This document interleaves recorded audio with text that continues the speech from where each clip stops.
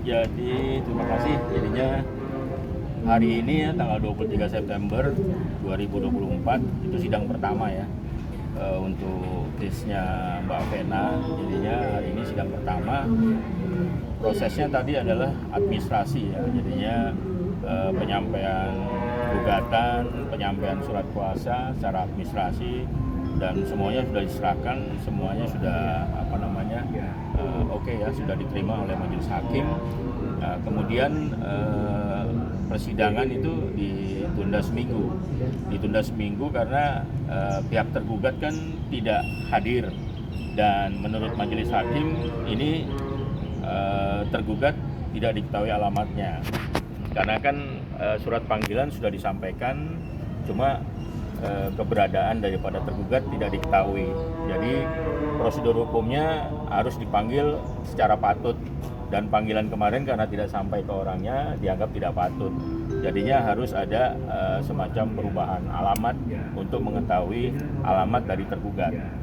Jadi majelis hakim tadi memutuskan agar panggilan itu patut sesuai dengan kitab Undang-Undang Hukum Acara Perdata, makanya harus dikasih kesempatan seminggu untuk revisi itu. Jadi hari ini seperti itu. Mbak Vena kenapa nggak datang?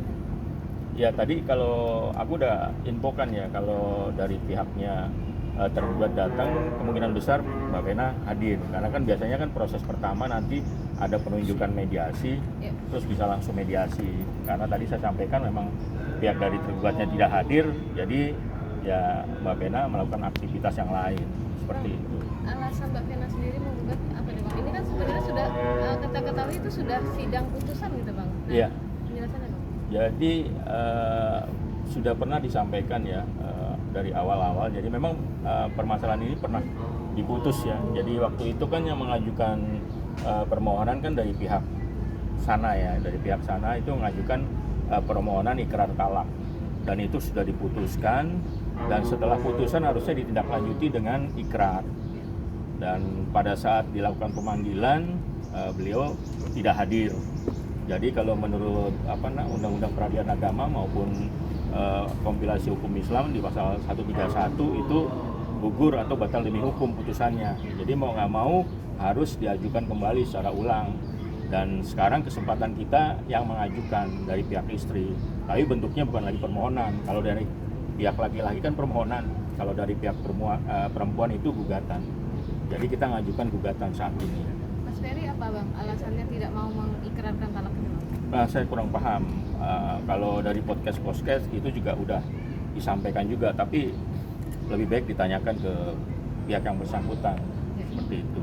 Karena kita ngikutin ini aja, ngikutin aturan undang-undang aja. Jadi 6 bulan tidak dilaksanakan ikrar, batal demi hukum. Bang, undangan tidak sampai apa alamat sudah berubah atau gimana? Jadi pihak pengadilan sudah menyampaikan itu ke alamat terakhir sesuai KTP, tapi di situ emang nggak ketemu.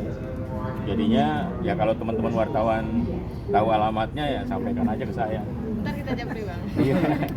Bang, ini kan secara hukum batalnya ikrar talak itu karena pihak Mas Ferry tidak membayarkan uang idah dan mut'ah. Nah, nominalnya katanya 60 juta itu boleh dijelaskan Bang? Jadi sebetulnya bukan masalah, kita tidak cari siapa yang salah, siapa yang benar, atau siapa yang wajib, siapa yang tidak ya.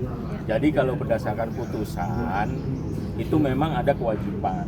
Di situ kan kalau setiap pihak laki-laki mengajukan permohonan ikrar terhadap perempuan, maka di situ ada kewajiban untuk idah, untuk mut'ah dan nafkah. Di situ udah disebutkan secara rinci seperti yang tadi disampaikan. Jadi permasalahan dari pihak sana itu mampu atau tidak saya kurang paham. Jadi saya cuma tahunya berdasarkan salinan putusan itu tidak dilaksanakan 6 bulan, ketemu November kemarin atau Oktober itu udah gugur batal demi hukum. Jadi masalah kewajiban itu kita juga nggak disampaikan di perkara ini kan, kita nggak minta apapun. Kita meskipun dalam surat edaran Mahkamah Agung kita diperbolehkan. Jadi ini kan edukasi buat perempuan-perempuan ya. Jadi kalau perempuan ini katanya kalau laki-laki yang ngajukan, perempuan berhak atas idah, mut'ah, nafkah gitu ya. Terus kalau perempuan yang ngajukan tidak memperoleh apa-apa, itu salah sebetulnya. Jadinya yang benar perempuan pun bisa memperoleh. Kalau dia mengajukan dia bisa memperoleh itu, mut'ah, idah, dan nafkah. Cuma dalam perkara yang kita sampaikan di sini kita nggak minta apa-apa. Kita hanya minta supaya putusannya itu cerai, itu aja. Cuma satu macam aja kita minta. Tapi Mbak Vena bisa mengikhlaskan 60 juta tersebut tidak Bang? Itu Atau kan- memang karena 60 juta itu akhirnya tidak jadi cerai gitu Bang? Ya enggak juga. Jadi yang jelas gini, yang jelas kita ngelihat salinan putusan itu dilaksanakan atau tidak. Setelah tidak dilaksanakan ya batal demi hukum atau gugur. Jadi klien kami itu tidak ada maksud apapun. Rezeki kan sana yang ngatur. Bang, ini mengingat ini kan udah kedua kalinya ya gugatan cerai itu. Apakah memang proses yang kedua ini akan lebih cepat dibandingkan yang pertama? Apa seperti apa, Bang? Sebetulnya sama aja. Jadinya kalau yang pertama itu kan yang ngajukan pihak laki. Jadi bentuknya permohonan. Jadi pemohon dan termohon. Nanti jatuhnya putusan terus ikrar talak. Kalau dari pihak perempuan yang sekarang ini itu bentuknya gugatan. Jadinya penggugat dan tergugat. Itu aja. Jadi beda. Kalau ditanya nanti gimana? Ya sama persis seperti perkara-perkara biasa. Itu bisa paling cepat ya 2-3 bulan, ya paling lama sesuai surat edaran Mahkamah Agung 6 bulan. Seperti itu. Agenda selanjutnya apa, Bang, habis di seminggu ditunda itu? Jadi seminggu ini majelis hakim memberi kesempatan untuk menyampaikan panggilan itu secara patut, di mana alamatnya si pihak tergugat. Makanya tadi saya sampaikan kepada teman-teman kan, kalau tahu alamatnya japri ke saya sehingga prosesnya berlangsung, nanti ada mediasi segala macam seperti itu.